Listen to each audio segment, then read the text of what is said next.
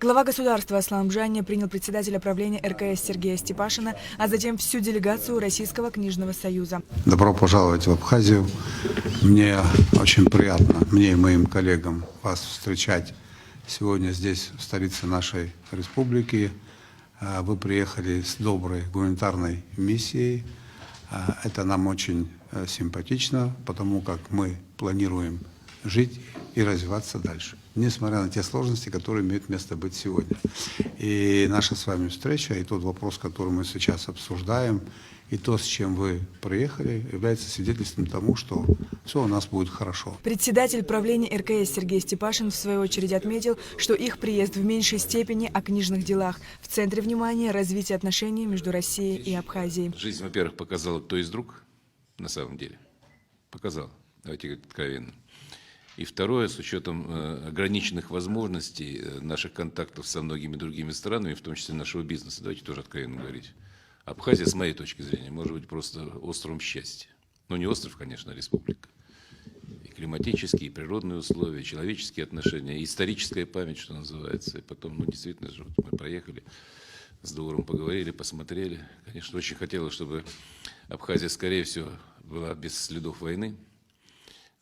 Я думаю, что это мы должны решать все вместе. Далее состоялось подписание меморандума о взаимодействии и сотрудничестве между Министерством культуры Абхазии и некоммерческой корпоративной организацией «Российский книжный союз». Документ подписали министр культуры Даур Кова и управляющий вице-президент РКС Леонид Палько.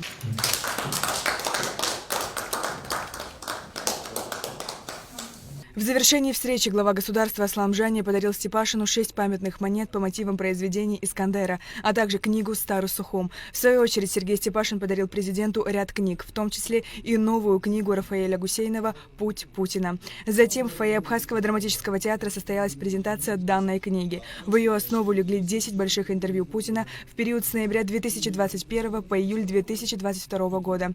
Продолжительные беседы, которые позволили раскрыть новые краски в образе самого популярного мирового политика 21 века. Идея провести презентацию именно здесь принадлежит Сергею Владимировичу Степашину, потому что мы делали презентацию до этого, в Москве и в Санкт-Петербурге, а это первая зарубежная, будем так говорить, презентация, за пределами Российской Федерации. И вы знаете, у этой книги есть маленькая история такая, она наша.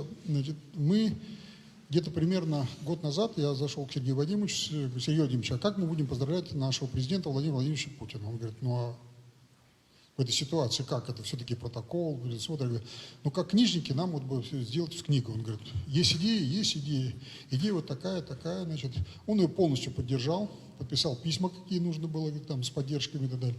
И мы начали над этой книгой работать. Уже говорили, что Рафаэль Гусейнов, бывший совкор «Комсомольской правды», задает вопросы Рою Медведеву. Рою Медведеву, который 96 лет, который испытывает симпатию к Владимиру Владимировичу Путину. И, как нам рассказал Рафаэль Гусейнов, это было, знаете, очень такой интересный был труд, потому что инициатором, таким мотором являлся сам Рой Медведев.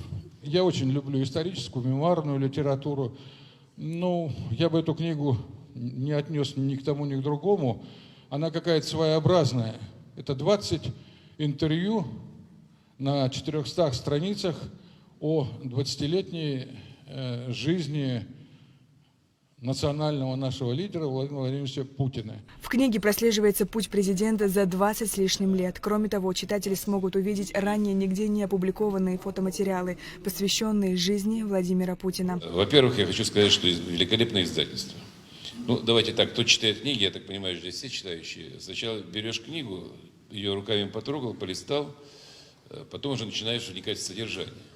Потому что живая книга, в отличие от электронной, она живая. И она должна быть красивой.